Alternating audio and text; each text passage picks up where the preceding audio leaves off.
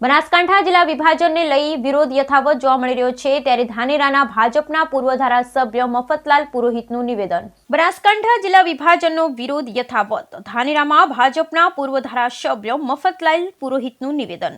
મફતલાલ પુરોહિતે જિલ્લા ભાજપ પ્રમુખ પર સાધ્યું નિશાન। મારા તાલુકાના, મારા જિલ્લાના વિકાસ માટે આ કામ જરૂરી છે। છાતી કાઢીને વાત કરે, ચૂંટાયેલો હોય, સંગઠનનો માણસ હોય, એ છાતી કાઢીને વાત કરે ને રાજીનામા તો ગજબવામાં લઈને ફરે। પાર્ટીને તમારી જરૂર છે તો પાર્ટી ચાલે છે, તમારાથી શું કામ બાયલા થઈને બેઠા છો ઘરે? મેં ફોન કર્યો સંગઠનના મોટા પ્રમુખને તો રીતસરના ધ્રુજતા હતા અને કહેવાય બાપુ બાપુ આવા હોય બાપુ તો માથું કાપીને ફેંકી દે કે લે।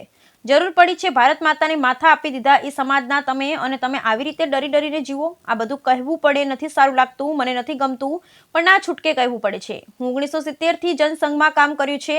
આજે અમે રડીએ છીએ, અમને કોઈએ પૂછ્યું નથી કે અમે આ નિર્ણય લઈને છીએ। સંગઠનને નથી પૂછ્યું, ચૂંટાયેલા લોકોને નથી પૂછ્યું, મનસ્વી રીતે નિર્ણય લીધો છે। બ્યુરો રિપોર્ટ ભરત હક્કડ, બનાસકાંઠા।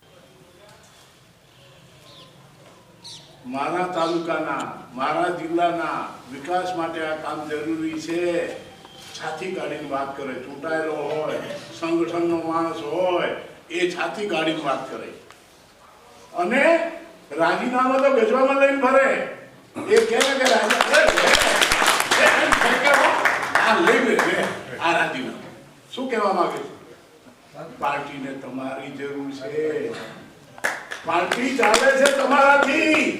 શું કામ બાયલા થઈ બેઠા છો ઘરે? વિચાર તો કરો।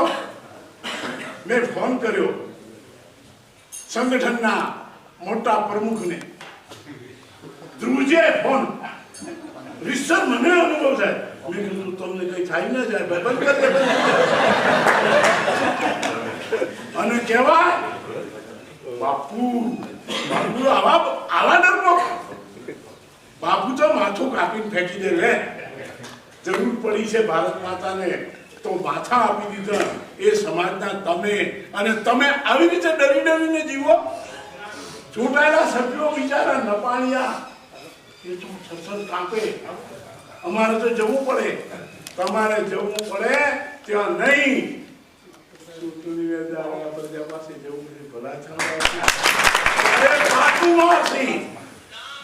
ત્યારે પાટું મારવાની હો। આ પરિસ્થિતિ આપણે નિર્માણ કરવી પડશે। દુઃખની વાત છે, આ બધું કહેવું પડે, ગમતું નથી મને, ન છૂટકે કહેવું પડે છે। એક કાર્યકર્તાને તકલીફ હોય, હું 1970 થી કામ કરું છું, જનસંઘમાં કામ કર્યું છે। એક કાર્યકર્તાને તકલીફ હોય તો નાથા કાકા છેક અમદાવાદથી બસમાં બેસીને 8 કલાકે ધાનેરા આવે, સાધન મળે નહીં, કાર્યકર્તાને માથે હાથ ફેરવે, શું થયું છે એની લાગણીને સમજે। આજે અમે રડીએ છીએ, અમને કોઈએ પૂછ્યું નથી કે અમે આ નિર્ણય લઈએ છીએ, કોઈએ નથી પૂછ્યું, સંગઠનને નથી પૂછ્યું, ચૂંટાયેલા લોકોને નથી પૂછ્યું। મનસ્વી રીતે બિલકુલ મનમાં વિચાર આવી ગયો સેક્ચરલીનો, અને નિર્ણય લઈ લીધો। ભાઈ એનાથી અમને શું તકલીફ થવાની છે અમને સમજાય છે, તમને કેમ નથી સમજાતી? આધળા કેમ થઈ ગયા છો? આ નહીં ચાલી શકે, એના માટે આપણે નીકળવું પડશે। બીજી ઘણી બધી વાત જાણું છું, પણ એ વાત જાહેર કરું તો મારી મર્યાદા છે। પણ એક વાત ચોક્કસ કહીશ કે બનાસકાંઠામાં બધી જ જાતિના, બધા જ વર્ગના વેપારીઓ આવે, મજૂરો આવે, સામાન્ય પ્રજાજન પણ આ રેલીમાં જોડાય અને પોતાના અવાજને રજૂ કરે। સમય જતો રહેશે। ધાનેરા માટે આવેલી આફતનો ઘરે બેઠો તો તમારા છોકરાઓને લોકો કહેશે આ એક લાંછન છે, શરમની વાત છે આ।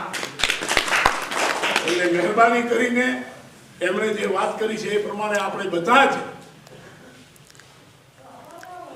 એક થઈ બટેંગે તો કટેંગે, યોગીજીનું એ સૂત્ર છે, એને અપનાવીએ।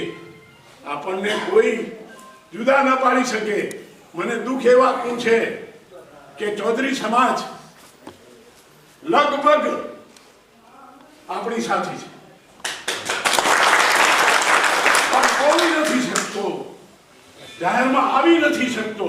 હિંમતથી આવે, અમે તમારી સાથે છે, તમને કોઈ નહીં હરાવી શકે. ટિકિટ તો તમારી પાસે તાકાત હશે ને તો હાથ જોડીને ઘેરે આપવા આવશે. શરમ